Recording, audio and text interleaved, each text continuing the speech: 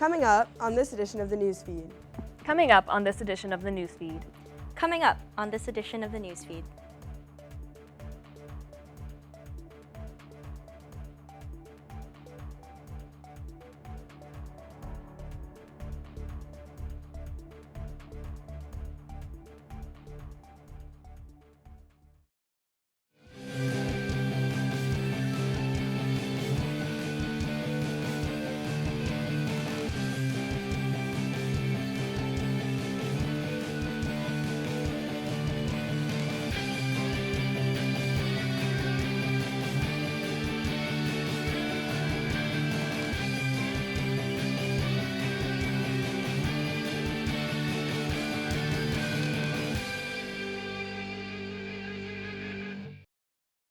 It's unlikely that you haven't heard the term COVID-19, but what exactly is it? Where did it come from?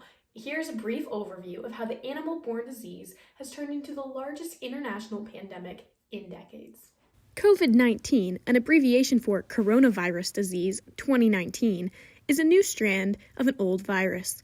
Coronaviruses have been around as long as science have, however, are usually found in animals. Of alpha, beta, delta, and gamma strands, only alpha and betas can even exist in a human.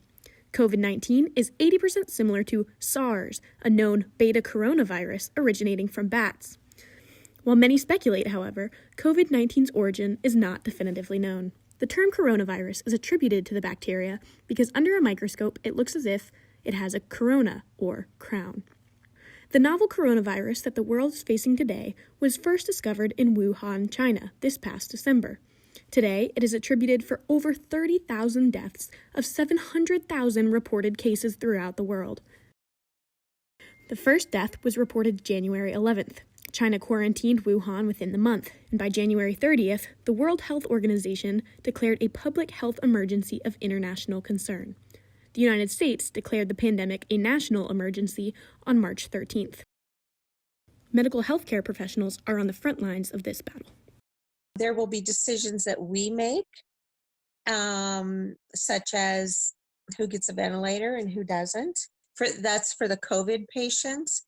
But then for our regular patients who will also be competing for those same resources, we have to learn on the run how to make decisions that seriously we've never, ever made before. The common symptoms are fevers, coughing, tiredness, and difficulty breathing. The disease is more statistically fatal for people with deficient immune systems. Issues that press the world today range from illness and safety to economic crises, as many jobs cannot be performed remotely. The Center for Disease Control and the World Health Organization recommend social distancing and self-quarantine as the most efficient ways to prevent the spread. The United States governmental guidelines will extend until April 30th at the earliest. Top disease specialists predict American death toll could rise to over 100,000 if the curve is not flattened. Reporting from Centerville, Virginia, I'm Megan Dennis. The most anticipated moment of a college student's academic career is walking across the stage, draped in cap and gown, and finally receiving their diploma. But what happens when that's replaced with a virtual ceremony? For Virginia Tech students, many are fighting for a chance to still have a live graduation. On March 19, 2020, Virginia Tech students received a letter from President Tim Sands announcing a virtual commencement in lieu of the traditional commencement that would take place in Lane Stadium. And due to this global pandemic, we are prohibited to execute any events that have more than 10 people in a certain location. Therefore, commencement is definitely out of the question. In response, more than 6,000 people have signed an online petition to have Virginia Tech consider rescheduling to a future date that will accommodate the majority of the class of 2020. Many Virginia colleges have their own similar petition. After about 5,600 signatures, Old Dominion University posted on their Facebook that it would reschedule spring commencement for an undetermined date. Ashlyn Morman, a senior majoring in public relations from Norfolk, Virginia, said hearing this news made her happy for her friends at ODU, but it also sparked some outrage in her. See Virginia Tech posting, and it's like, are you not gonna, address this situation? And as a PR major, that really makes me upset. Burris Hall is one of the buildings where hundreds of students would have walked and received their diplomas in May. Mormon continues to use social media to try and make this happen, just at a later date. Then direct messages to them, personal emails, and then pressure them in comments on social media. And eventually they will have to recognize it, or they can keep being ignorant, and I don't use that word lightly, they can keep being ignorant and ignoring this problem. University of Virginia President Jim Ryan said on Twitter that the school is considering options for graduation still. Christopher Newport University said that it plans to hold a ceremony June 21st, assuming that authorities allow the ceremony to go forward. As of today, the Virginia Tech petition for graduation has over 6,500 signatures and still no official announcement of a postponed graduation date. Reporting for the newsfeed, I'm Aubrey Medina. To limit the spread of COVID-19 on campus, Virginia Tech Dining is making necessary changes to their operations during the remaining spring semester. Only Owens Food Court, part of Squire Student Center, and now DX Express remain operational. Spaces at a 6-foot distance are set up outside the dining halls where students can wait for their food, and students living on campus can have their orders delivered to their dorms. However, the changes to dining hall operations have not been all smooth sailing, especially for students who lost their jobs at the dining halls when returning to campus after spring break.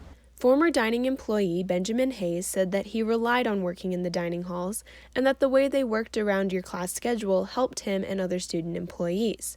Only salaried workers were kept on to work during the new conditions. Among other students, Hayes was forced to find another source of income in these uncertain times. He and other employees also missed out on the opportunity to reach their pay bonus for this year. Virginia Tech Dining has since offered student workers a partial amount of their bonus if they were on track to completing their hours, and they continue to work out the kinks of the new system. For the newsfeed, I'm Elisa Sigliano. Coronavirus has caused many problems for Virginia Tech students, especially for those who live in on-campus housing and the RAs who work there. Due to coronavirus concerns, students living on campus at Virginia Tech are being asked to move out of the dorms if they are able to. There are about 900 people still living on campus in total, which is less than the amount of residents that would normally live in Pritchard Hall alone. The situation is putting resident advisors in a unique position. RAs were given the choice to remain on campus or move off, but were promised to be paid for the rest of the semester either way. The remaining RAs' duties are now very different, due to the decrease of both RAs and residents. Pritchard Hall RA Charles Bruce explains. There are 2 people on duty for each area, and it's multiple buildings. So if I'm on duty, I have to, at some point during the night, do a round through Pritchard and through Slusher and through the Campbells, because those are all grouped together. There are also new guidelines RAs need to enforce, such as not allowing gatherings greater than 10 people. However, they have been encouraged to contact VTPD about these issues instead of interfering on their own, so they don't put themselves at risk. Residents will continue moving out in the coming weeks, and those who are staying on campus will remain there until the end of the semester as they normally would. For the newsfeed, I'm Nikki Cruz. Researchers from across the nation flock to Virginia Tech to complete important scientific exploration. Research staff, however, must prepare for big changes amidst the threat of COVID-19. Liz Rucker is a research associate for the School of Plant and Environmental Sciences. Her research focuses on corn and small grain growth in Virginia. At the end of March, Rucker planned to go on an annual trip across the state to prepare for the summer growing season. Plans may change due to Governor Northam signing a mandatory stay-at-home order Monday afternoon. The order states critical research and essential functions may continue at higher education institutions with appropriate social distancing. My school, the Plant and Environmental Sciences, they're grappling right now with identifying who of their staff can be considered essential. Other life science researchers at the university are coping with changing circumstances as well. Alex Hounshell is a postdoctoral researcher with the Carey Lab at Virginia Tech. Her research investigates reservoirs in the Roanoke area. Researchers can still monitor certain aspects of the reservoir in real time with sensors in the water. Some of the sensors out there are connected to, exactly like a modem that then uploads all that data to the cloud, which we can then access remotely. And so, even if we were to have a shelter in place, we're able to get kind of baseline information throughout that period. Whether it's a small business owner or a researcher at a major institution, Rucker said it well. It's all about how we get normal stuff done during a time of abnormality. Reporting from Blacksburg for the newsfeed, this is Alex Springer. I'm Kaylee Tony, reporting from Dillon. A local store is feeling the effects of the coronavirus firsthand. With the coronavirus pandemic hitting all over the United States, many stores are experiencing shortages of essential items.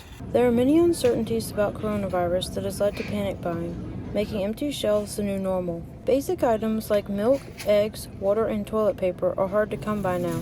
In small towns like Dillon, Virginia, with only a food line, the lack of supplies becomes concerning. It has been absolutely insane. There's hardly anything on the shelves, and there's people coming in and out all the time. It's been this busy during the first month, but never at a constant rate like it is now, with nothing on the shelves. Food line, like other grocery stores, are limiting how many of each item customers can buy in hopes to keep shelves stocked longer. Reporting for the newsfeed, I'm Kaylee Tony. Springtime and warmer weather usually bring people out to Virginia's farmers markets, but new health regulations designed to combat the novel coronavirus mean that many of these markets will instead lay fallow, causing farmers to rethink how to get produce to their consumers. To be honest, everything's changing, and we're still developing our strategies to meet our customers. With farmers markets closing or scaling back operations, farmers in the New River Valley look for other ways to market their produce. Tiffany Thompson of Riverstone Organic Farm says they hope lost market revenue will be made up through a combination of their on-farm stand, local organic grocers, and growth in their community-supported agriculture program. Community-supported agriculture, or CSA programs, allow consumers to pay upfront and receive periodic deliveries of produce. Thompson said this model will limit interaction and help support social distancing efforts. Cheryl Brown, a professor of agricultural economics at West Virginia University, says that while the current situation is uncertain, there may be a silver lining for local farmers. People are thinking, well, my food might not be safe, and I have to go to the grocery store, and I don't know if I want to be there, so I should grow my own food. And I think that will translate into people paying more attention to farmers. While Thompson sees this potential upside, she still worries about business during these uncertain times. On the one hand, I feel like demand is going to increase as people are less willing to go to big grocery stores and interact with more people. On the other hand, are they going to make the extra effort to go through the extra hoops to get it from me? I'm not sure. The Blacksburg Farmers Market will remain open on Saturdays, but with a consolidated number of vendors and only 10 people allowed in the market at a time. All produce sold will be pre-packaged, and they encourage people to place pre-orders to help expedite the shopping process. This is Connor Brown, reporting from Blacksburg. Reporting from Blacksburg, I'm Isaac Poe. With schools closed across the state for the remainder of the year, school districts and local businesses are finding ways to make sure students don't go hungry. On March 23rd, Governor Ralph Northam ordered all public schools in Virginia to be closed for the remainder of the school year due to increasing concerns about COVID-19. This created concern for students who would no longer be getting a school breakfast and lunch each day. Here in Blacksburg, Montgomery County Public Schools quickly stepped up to make sure their students did not go hungry by offering free meal deliveries along school bus routes. Students rely on their schools for so much more than just education and interacting with their teachers. There are some of our students who the meals that they get at school, breakfast and lunch, might be the only meals they get that day. Meals are delivered by school buses along their usual routes. Students can visit the bus stop closest to them and receive a free breakfast and lunch each day. Buses will arrive approximately 4 hours later than the usual pickup time. School districts aren't the only ones helping out. Many local businesses in downtown Blacksburg are offering free meals to kids. College Town Bar Hokie House is offering a free takeout meal to any kid who comes in, no questions asked. Owner Brian Palmer believes it's important to help the community even when business is down. Like a lot of places aren't getting any money, so it's hard to offer free stuff, but I think at the end of the day it's more important that kids are getting meals than, you putting $100 in the bank. Montgomery County Public Schools wants community members to know that anyone under the age of 18 can receive a free meal, even if they're not a student in the county. Reporting for the newsfeed, I'm Isaac Poe. I'm Mallory Nzamadi, reporting from Woodbridge, Virginia.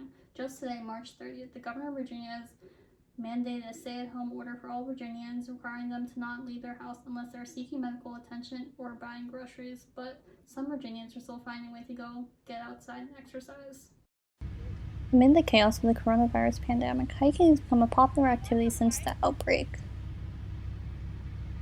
Although a stay-at-home order has been mandated, hiking is still deemed an acceptable outdoor activity. I'm at my local trail/hiking place, and there's been a lot of people that are like walking or jogging or biking, and it's so important now to practice social distance, but this is a good way to get out of your house and exercise while also maintaining social distance. Some people are trying to still manage the normal while also finding ways to still go outside. I'm out here hiking and walking with my friends, practicing social distancing because, we're 6 feet apart from each other. And it's really fun. Hiking may not be for everyone, but it can help from becoming stark rates from inside isolation. I stay home pretty much all the time. I don't really go anywhere. This is probably the first time I've been outside my house in like 2 weeks, yeah. Just remember to always practice social distancing when going outside. This is Mallory Zamadine reporting for the Newsfeed. As time progresses, the state of New Jersey continues to look more and more like a ghost town. This has been slowly occurring as the coronavirus spreads throughout the entire state. Fewer people go out around town for non-essential reasons after Governor Murphy encouraged an 8 p.m. curfew. New Jersey's case count continues to rise as they have the third most cases in the United States currently. The state of New Jersey shuts down public parks as some citizens refuse to stay home as Murphy has asked of them. As more rules are put in place, less people are being found wandering aimlessly throughout town. I got laid off recently. There's not a lot of hours. There's not a lot of shifts to be available. I'm a server at a restaurant, so all restaurants are shut down. You can only take out or pick up, so I really have no work. New Jerseyans are being laid off left and right as all non-essential places are nearing closer to a complete shutdown.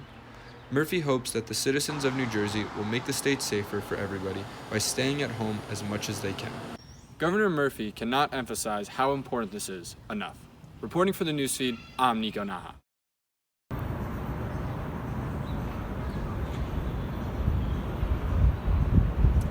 I'm Brendan Coffey, reporting from Ann Arbor, Michigan, the home to the University of Michigan campus, and a usually lively downtown. However, due to the impact of COVID-19, cities like Ann Arbor across America have gone silent. This has left small businesses struggling. But even if you can't see them, customers are still here, ready to save their stores. Last week, in order to fight the virus, Governor Whitmer announced an executive order that asked all Michigan residents to stay home. As a result, small businesses have had to adapt to online or takeout orders. But this loss of in-person revenue could still be devastating for many businesses, including Literati, an independent bookstore in downtown Ann Arbor.